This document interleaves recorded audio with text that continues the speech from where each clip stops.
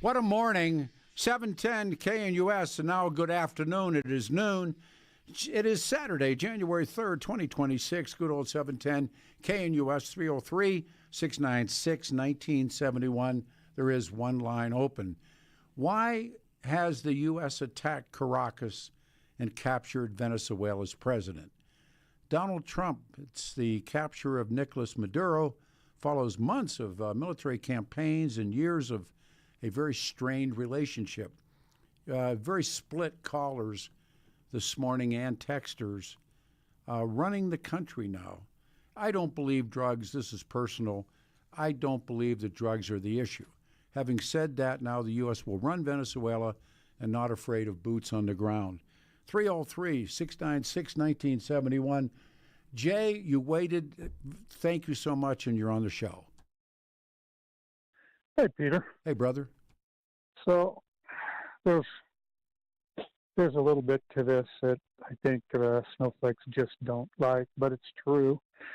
There's so many differences between, say, Iraq and the Bushies and Putin and Ukraine, because just for starters, Maduro is a really terrible person. He's doing no good for anybody, and he's doing a lot of bad for us, and a lot of that has to do with oil. Oil is very important to us. It's important to everybody. There's nothing that makes the civilized world work I agree. without oil. I agree. So he was warned. He was warned. It's in our best interest to stop that, to say, enough, dude, bye. So we kind of had to do it. We had someone strong enough to pull the trigger, and thank God. I mean, we have been a football for the world. We've been their absolute bank. We've been all the things he says. He's watched this happen, like a lot of us have. We've been beat up and robbed by our own politicians, the Cheneys and all these lovely people. And now we have someone who, oh gosh, people don't like him because he's mean, but he sure does a lot of good things for America. He knows what's good for America, and he actually cares. And so what if he's a wealthy playboy type and lived a life half of them are jealous of? Great, whatever. He's doing a lot of really good things for America, and this is one of them. This helps America. This makes us stronger. It takes him out of the picture, and he was giving us fits and causing weakness and sores, and now he's gone. What do you think the true reason is for taking him out? Was it oil, or is it oil? Oh, of course. Yeah. But in a good way. That's not a bad thing. So it's oil. Oh, that's not a bad word. I'm not. I know. I'm not saying you. I'm not saying that. It's the war in Kuwait, Desert Storm. It was not about the democratic people of Kuwait. It was about oil. No. It was oil. Yes. And frankly, trying to do a regime change in Islamic area is about as stupid as a human could possibly get. Thank it's not you. going to happen. And however, the same thing I'm asking about. What happened in Iraq, and again the unbelievable stupidity of arrogance perhaps of George Bush and Dick Cheney. Now, when Donald Trump, and I don't know what it means, we will run Venezuela. I hope there's a government somewhere in exile, that the Panamanians, there was people that knew there's a woman who actually beat Maduro. There's a lot of different what ifs or what's going to happen next, and that's what makes me so unsure of what this is. And I suspect highly that there's a hell of a vacuum just created, and Trump's not going to let it get sucked in by a bunch of thugs. And that's probably a big plan already put in place. Everybody, Trump flies by the seat of his pants, and no, he doesn't. I'm watching the history of the last 35 or 40 years of situations like this, where you remove somebody, and then what happens next. And there's been one that I know is very positive, and that was Panama. There's been a hell of a lot of them that aren't good.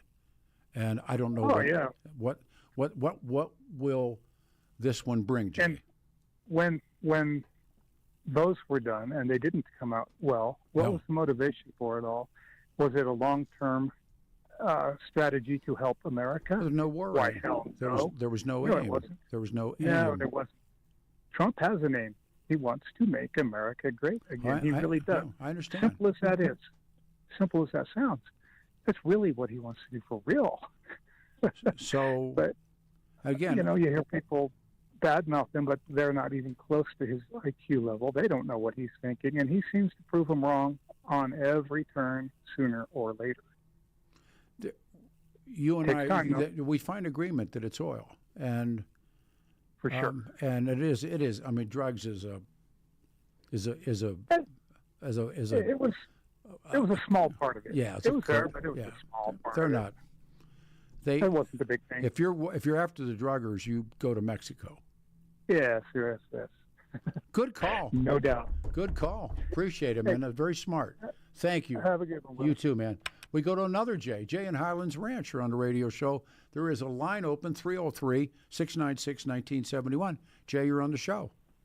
Well, Peter, I think we're starting a trend here with Jays, but here's my matrix that I try and run things through. It's called the IDK, the IDC matrix. All right. I don't know, I don't care, or I do know, I do care, or I don't know and I do care, or I do care and I don't know. Which are you? Really? Who are you? Who am I? Yep. That's the question. And am I an individual or am I an institution in this this big game that is going on internationally? All right. So what happened yesterday and today? What are we watching? Boy, I didn't even know about it until I turned on your radio show, and it's been a great analysis. Okay. All right.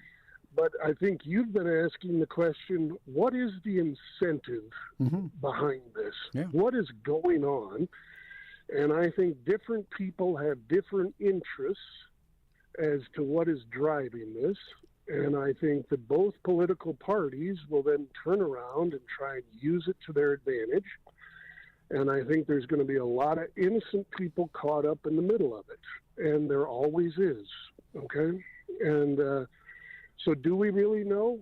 Oh, man, there's so many things that are influencing this. That's the challenge. I think so as well. I don't think it's as black and white as there are folks saying that it is, that it's just, boom, boom. It's gray, not. It's so gray we can't see for the fog right now. Yeah. And historically, that's why when you go back through and you talk about the fog of war, or you talk about Iraq and Iran, or or Islam, well, at least maybe this time we'll know where Venezuela is compared to Iraq and Iran. But your point, again, your point, if we go back and chase it, I'm by far not the smartest guy in these conversations, but I'm not a fool, and I read a lot of history. And you look at the last maybe 40 years of these kinds of operations, and there's one that was really good, and that was Panama. Correct. They got rid of a really bad man. Maduro's a really bad man, and remember there was 1 or 2 days of firefighting.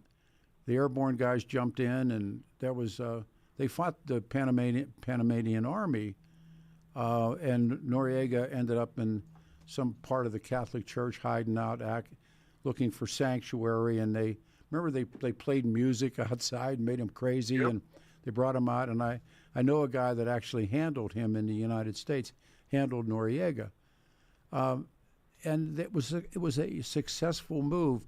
The interesting thing is the guy that set the dogs on him was the guy that helped create him, and that was Poppy Bush, and the CIA.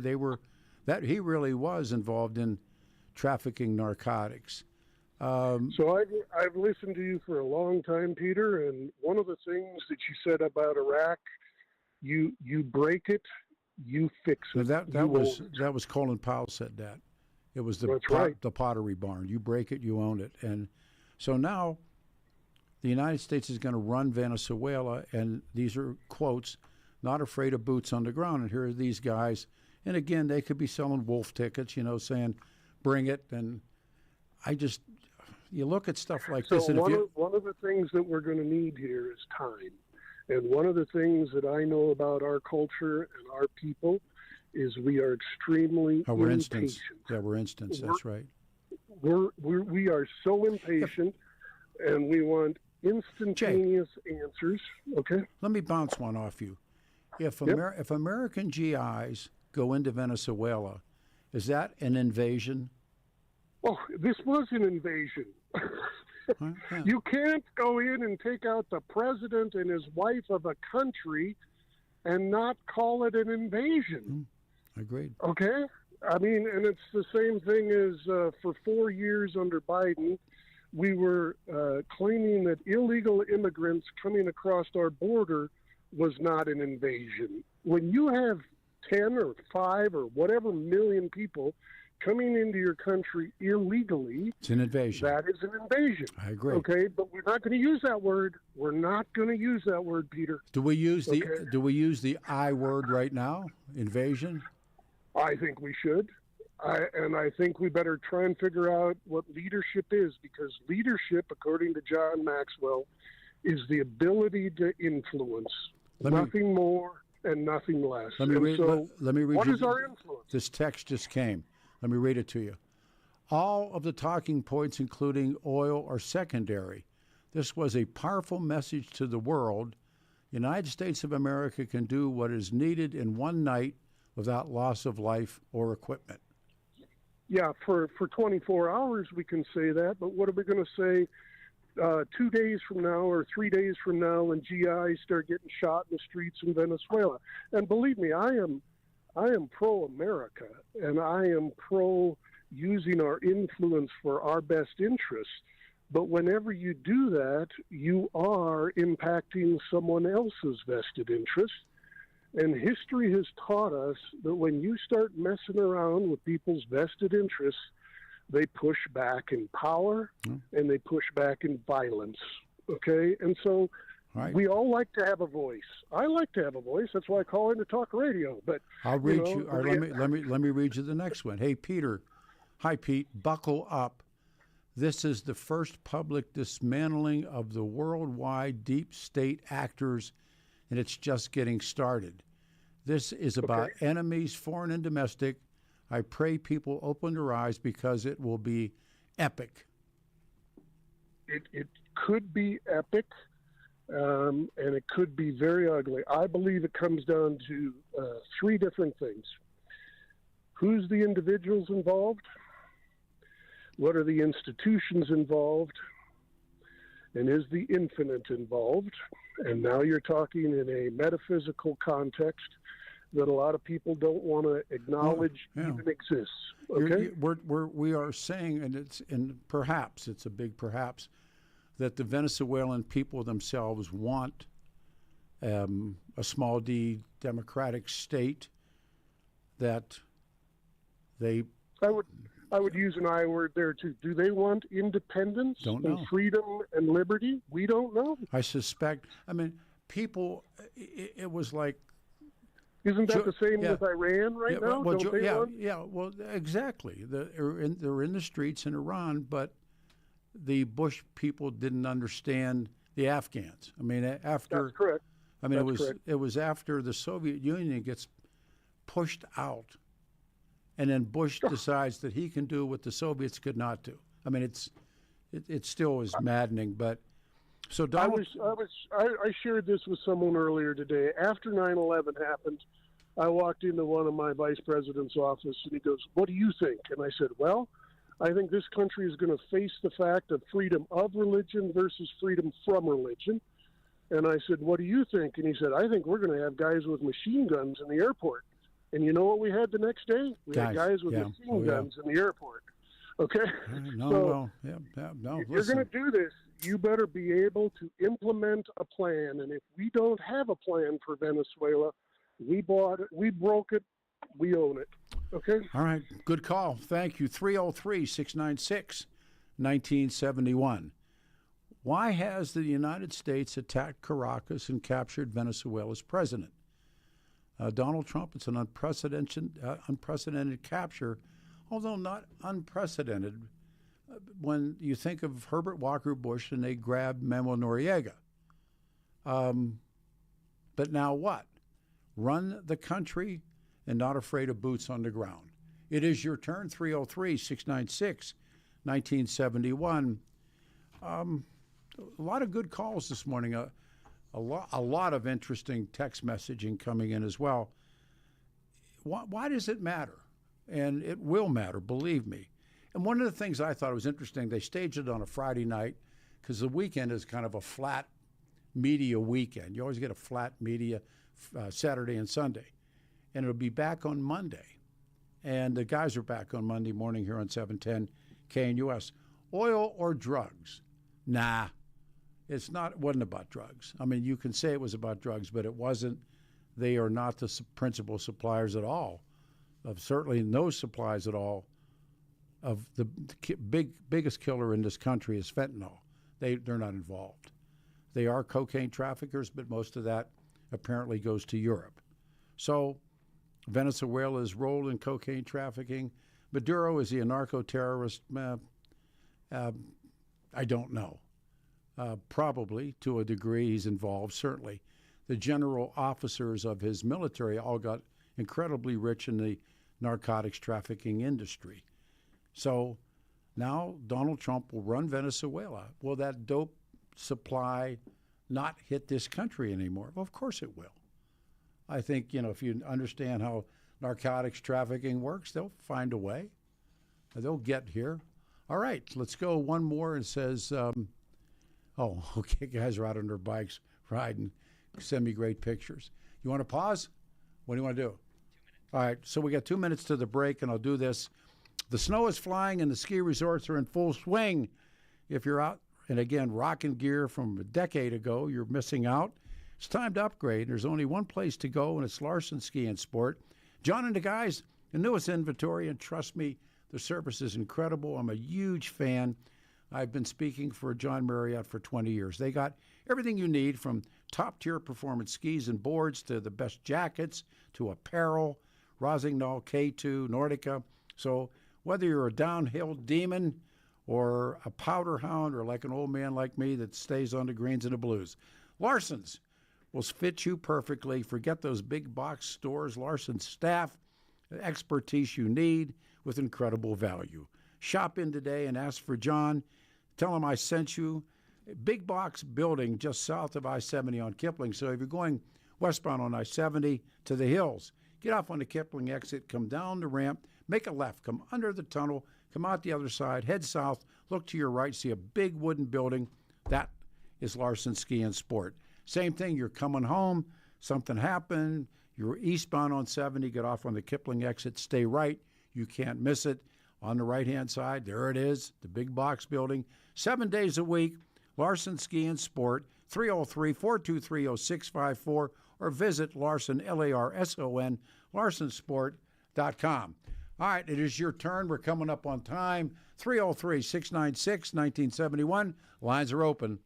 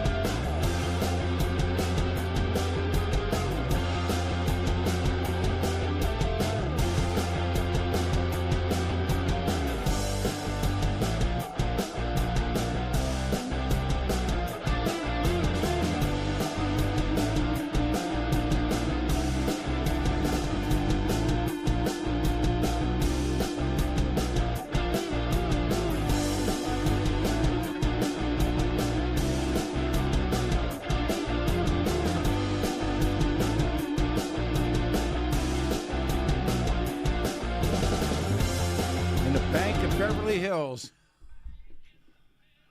Beverly Hills. Somebody else's name. God, isn't that true? Whew. 710 KNUS. Good afternoon, everyone. What a day. Saturday, the third morning of January 2026. And last night, Donald Trump strikes Venezuela. 3rd of January 2026, the United States of America launches multiple airstrikes, multiple locations across northern Venezuela, including the capital city of Caracas. It is considered a major escalation. I'm just reading all of this in the ongoing conflict in the region. Venezuelan President Nicolas Maduro declares a national state of emergency after the explosions began about 4 in the morning. U.S. President Donald Trump announces on Truth Social that Maduro and his wife have been captured, flown out of the country. U.S. Attorney General Pam Bondi said they will face charges of narco-terrorism. And in response, here we go. They're asking for proof of life. They put a picture up. It's Maduro. He's got a mask on him and headsets on him, and he looks like he's on a bird going someplace. Officials from the United States and other countries are questioning the legality of the strikes. Donald Trump holds a press conference and said the United States will now run Venezuela and is not afraid of boots on the ground. On Saturday, the president held a press conference, and people were talking about how he looked and how he sounded and the rest of it. The proper, again, I'll read you the quotes, the proper transition can take place following the stunning attack on Caracas. Why it matters. The United States ouster of Maduro from the oil-rich nation drew condemnation from across the globe. Donald Trump says at the press conference, we are going to be running with a group. We are going to make it run properly. The oil companies are coming in. He said the country's oil infrastructure will be repaired, costing billions of dollars. We are not afraid of boots on the ground. Donald Trump added, we had boots on the ground last night at a very high level. Trump's announcement, the U.S. would temporarily take control of Venezuela. What do you do with all of this? 303-696-1971. Arguing the most unvarnished assertion of American imperialism is the critique since the invasion of Iraq. Well, you know where that went. It will take the U.S. It will leave the U.S. responsible for restoring stability to a country driven with political violence, well-armed gangs, a military that still is officially answers to the Maduro regime, and years-long economic crises. It is other Trump pronouncements, such as his claim in February the U.S. would be taking over Gaza Strip. Again, I'm reading these things. It is not immediately clear to what extent his words will become a reality. If Trump follows through, he'll be gambling on the best outcome more than any previous U.S. military intervention in Latin America. It's breaking news.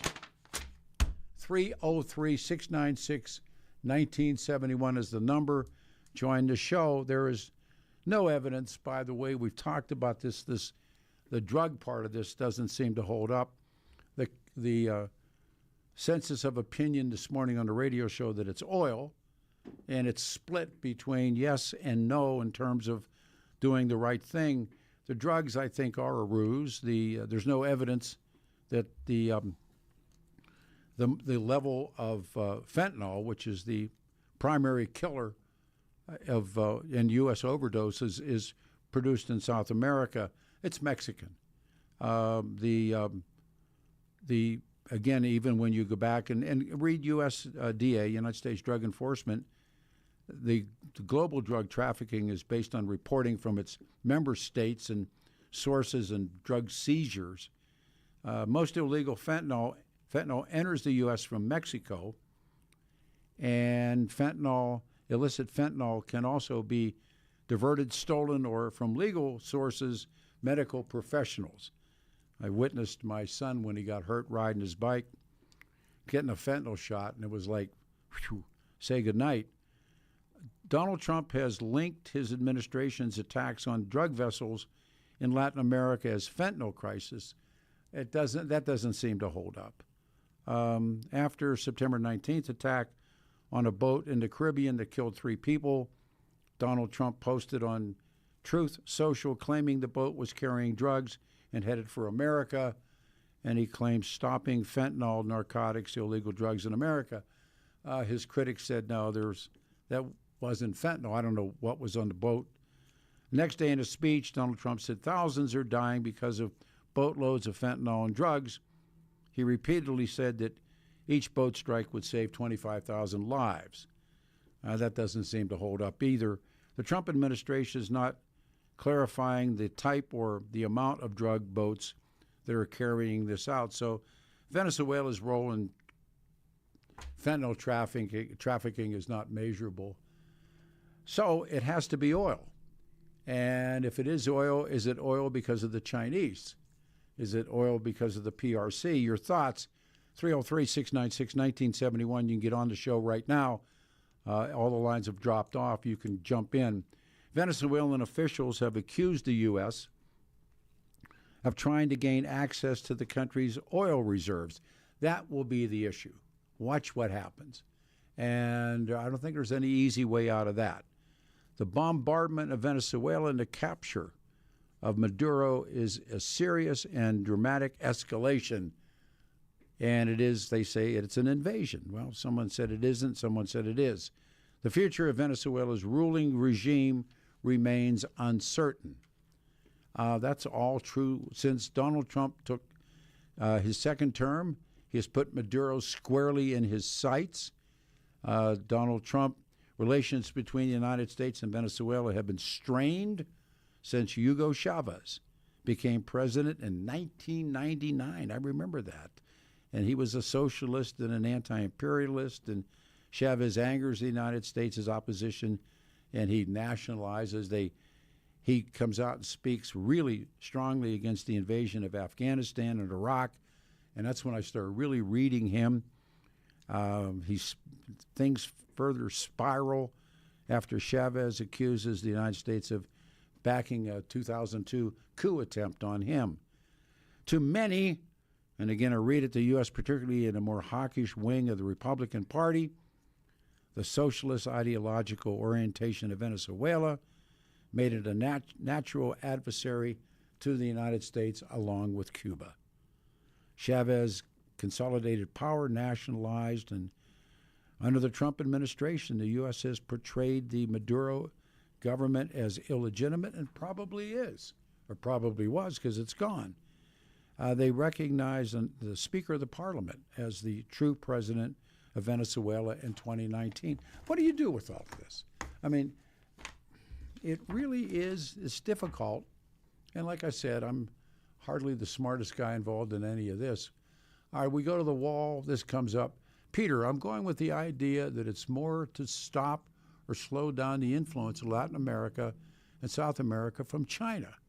Remember the whole deal, the Panama Canal earlier, allowing China to get close enough to striking distance is not acceptable. Certainly oil, gold, and other previous metals play into it as well. You know, the role of the Chinese is, I personally believe this, that the century that began with 1 and 8 was European.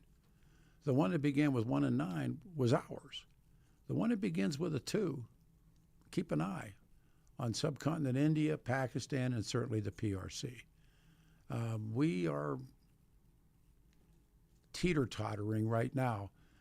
I hope that what Donald Trump did last night is the right thing. He said the United States will run Venezuela. That's scary until a safe transition can take place. The oil companies are going to step in and go to work. Once again, I hope he's right. If you look at the last 35 or 40 years of U.S. foreign policy, Noriega and the seizure of Noriega in Panama, that one worked. The rest of them don't. the idea that you're going to have a regime change or the invasion of Iraq. And the invasion of Iraq was insanity. So how are you going to bring the oil companies back into Venezuela and then bring in GIs to protect the oil company guys? That's asking for it. And I hope that the Venezuelans accept this and do not do what the Iraqis did, and decide that they didn't want foreign soldiers. As much as they didn't like Saddam, they disliked invaders even more, and you could see what happened. I don't know. I mean, it really is a jump ball. You want to hope, because if Donald Trump is right about this, and it does right, we've always said that you hope that presidents do well. If a president does well, you'll do well. So you go back and look at all the different text messagings that came into the radio station this morning. Boy, I mean, to start to read them, and after Donald Trump was done speaking, boy, he doesn't sound good.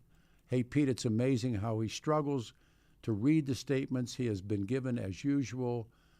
Peter, this is a babbling excuse for a president, an embarrassment to our country, disgusting. The sound you hear is listeners turning off their radios.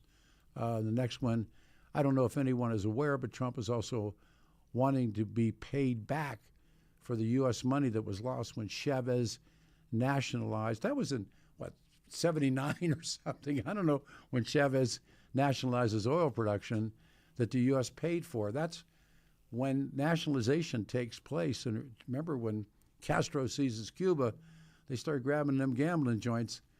That's when the mob had it up. On another note, fentanyl is what's used to cut cocaine. I never heard that before. Is that true? Does anyone know that? Which makes the killer drug its problem? I don't think so. Precious metals used for electronics are in Venezuela. I didn't know that either. To my understanding, and this is one, it says, from military sources in the know, that China has been cultivating a major foothold in Venezuela for years, particularly under Maduro. The drug interdiction is a likely excuse.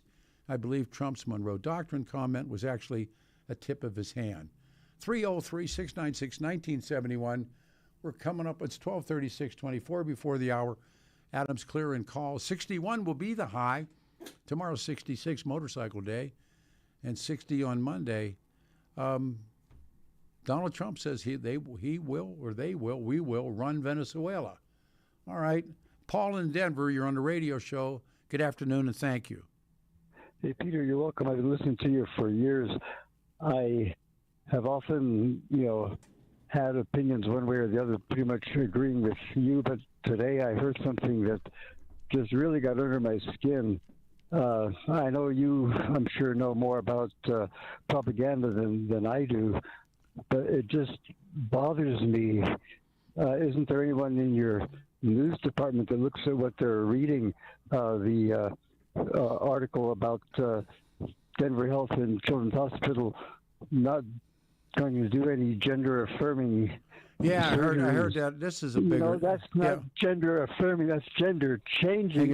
Just a second. I'm talking about propaganda. It's just it really infuriates me that even with Trump and RFK Jr.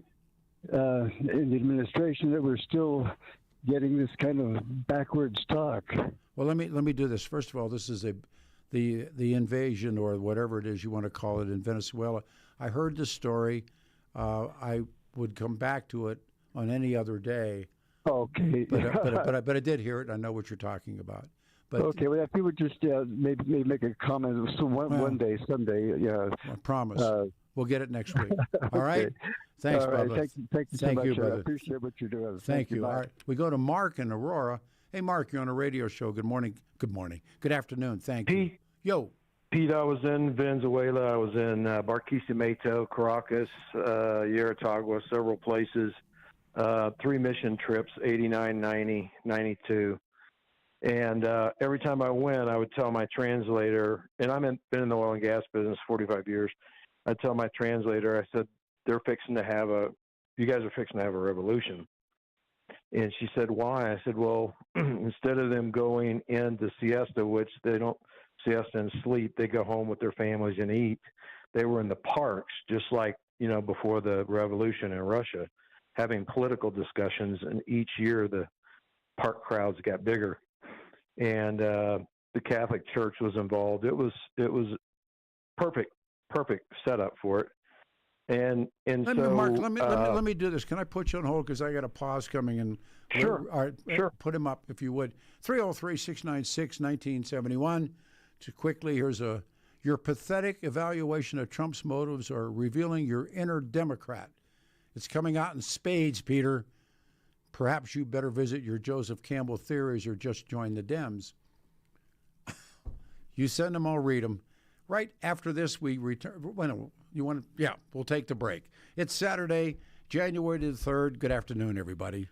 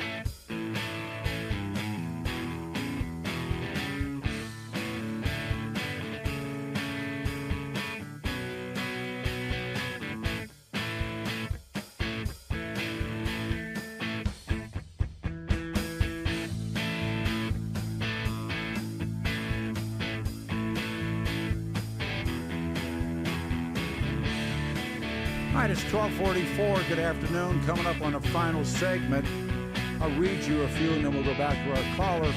Since the 1950s, we repeat the mistakes we never learn. Trump wasn't struggling with his speech. He had a clear message, America greatness, but he was holding back so many thoughts that need to be held at the same time. Jimmy Sangenberger admits that what's happening might likely be unconstitutional. So the jerk that said Peter Boyles is becoming a Democrat. All right, we go to Mark and Aurora. Thank you, sir, and you continue. Yeah, indeed. You're not Pete. I worked for Reagan twice, and I'm not a Democrat either. So, yeah, thank you. But if ISIS grabbed Trump and took him to Syria and tried him for killing the caliphate, we would have a cow. So yeah, I mean, that's just simple. That's just a simple. Yeah, I mean, if I could. That's a structural statement, and Maduro's a bad guy. I'm not sad he's gone, and it. You know, when I was there, Pete, in late '80, early, it was an unbelievably beautiful country, and I hope it is again. But sure. Every week, Trump asked Rex Tillerson, who was the former chairman of Exxon, which Trump hired as Secretary of State, sure. so he'd show him how to balance.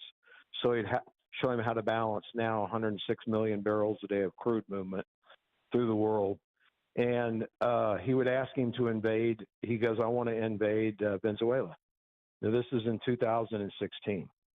So the notion that, you know, drugs, whatever, all these other drugs, oil. Drugs aren't the reason. Right. Here's the problem, Pete. The most that those fields have ever produced, and even the reserves carry the highest reserves in the world, but those reserves were done under Obama when oil was $115 a barrel. Mm-hmm.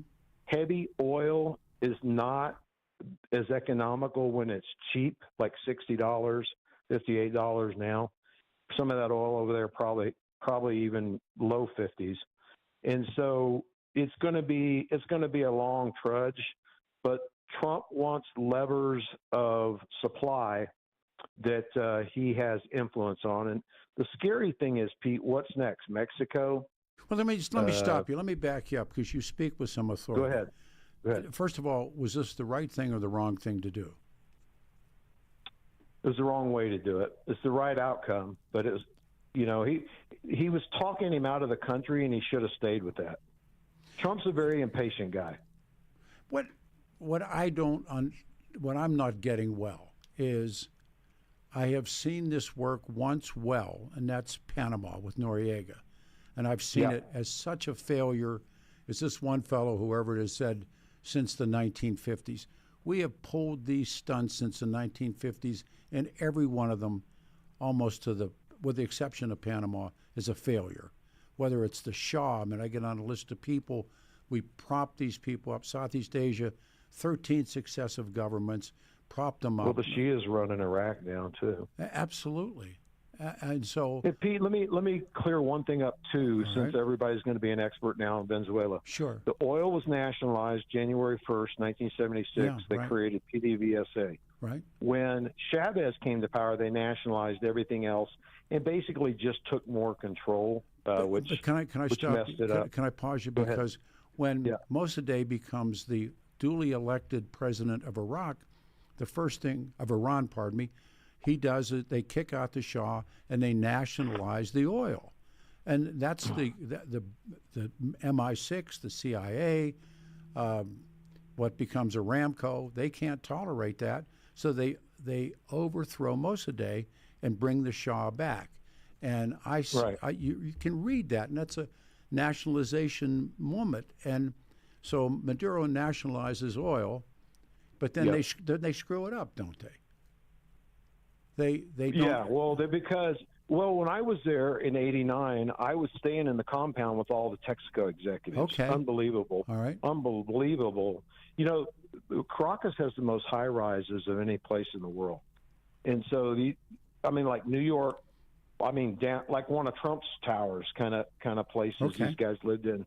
But Pete, everywhere they went, they had to have guards. Oh, sure. And it's a high money operation. The The oil, You know, the oil business. When Donald Trump says, and we're just at first blush, like you pointed out, that we will run the oil. Our oil multinational, and they are multinationals. They're not U.S. companies, and you know that. They're Chevron. they're going to come in, and they're going to run the oil, and they're going to clean up at the cost of billions, he said, and they're going to put them back on track. Yeah. Oil companies, the oil multinationals aren't. How you best describe oil multinationals? Well, actually, I don't think you even know how good a question that is. Okay, so Pete, what I do, I'm an independent producer. I'm in the same camp with Kuwait. All those people get paid based on Sure. produced and sold barrels of oil. Yes. Multinationals, i.e. Exxon, i.e. Chevron, Sure. Royal they Dutch. make most of their money buying crude cheap. And selling So it. they like that crude is cheap right now because they sell more product than they produce. Yes. Does that make sense? Of course. I'm a huge fan of reading. They want about, the output. They want the output side, Pete. Yeah, They want the gasoline. They want the jet fuel. I read quite a bit about. It used to be the Seven Sisters. Now it's 5. It did. And you watch these characters. Did you ever read that book, The Formula? Did you ever read that? Yes. So wasn't it a movie? It became a movie, but it was a book. Yeah. Yeah. And it Long was time ago. That was a long time ago, Pete. It was a great scene in that it stuck with me forever. They're in a boardroom in London, and everybody's got Savile Row suits on, and somebody on the table says, "Well, the Arabs in this Anglo, I think it was Royal Dutch Shell, stops them and says, 'You forget, we are the Arabs.'" Yeah. And it was a telling moment. And so if those are the guys that are going to go to Venezuela, will they be the same guys? They are. They are. Chevron's already there. Yeah, Chevron's already there. Let's see. Oh, gosh, I don't have it in front of me, but there's about 4. The main one, Trump's, his arm, Pete, around the world, Kurdistan, Chevron. Chevron does the bidding of trying to oversupply. That's what Trump wants: cheap oil at any cost, and he wants to oversupply markets. Here's the problem. The longer you have cheap oil, you're going to have some really expensive oil in the future. Now, it's a bad idea because you're a exploring. great call. We're coming up on time. Yeah, what's the next? What happens next? In Venezuela, well, they got to get a hold of the government because, Pete, those people have been socialists for some. Think about it. They nationalized oil fields in '76. Yep. So what do they you have a socialist mindset? So what do you expect? I tell you, I expect I would try to make a deal with that lady that some of the people will accept. Yep. The lady that's already there. Yeah, she's one. That's what I would try to do. Great call. And if I was a U.S., I would stay in the backdrop. What happens if there are American GIs there? Yeah, that's not good. There probably will be, Pete. No, I know there has to be. You know, Pete, it's hard to know what's really in Venezuela now. I mean, they were eating, No, I know. Listen, zoo animals. I mean, it's really bad. This is a total crossroads moment. It could go any direction. And I only hope that Donald Trump did the right thing and that everybody that says it's the right thing, and then my spider sense says this could go bad. I hope it doesn't. Good call. I do too, Pete. I really hope I ever get to go back. Oh yeah. To that country. In Caracas, you can sit up on top, and it can be snowing up top, and there can be people down on the beach, and then the airports. I mean, it's an unbelievable country. Thank you for your time. I got to pull the pin, everybody. Take care, man. It's been a great show. I don't know what to say. I came in here like with everybody else saying I don't know one way or the other, and the people who believe that Donald Trump has done the right thing and there's going to be a rainbow, I sure hope you're right. Gosh, I hope you're right. I want this all to go well. 710 KNUS, Denver's talk station. Jeff and Bill are back on Monday morning. I'll see you in a week. Thanks, Adam, for being with me through all of this. I hope this goes well. 710 KNUS Denver's Talk Station.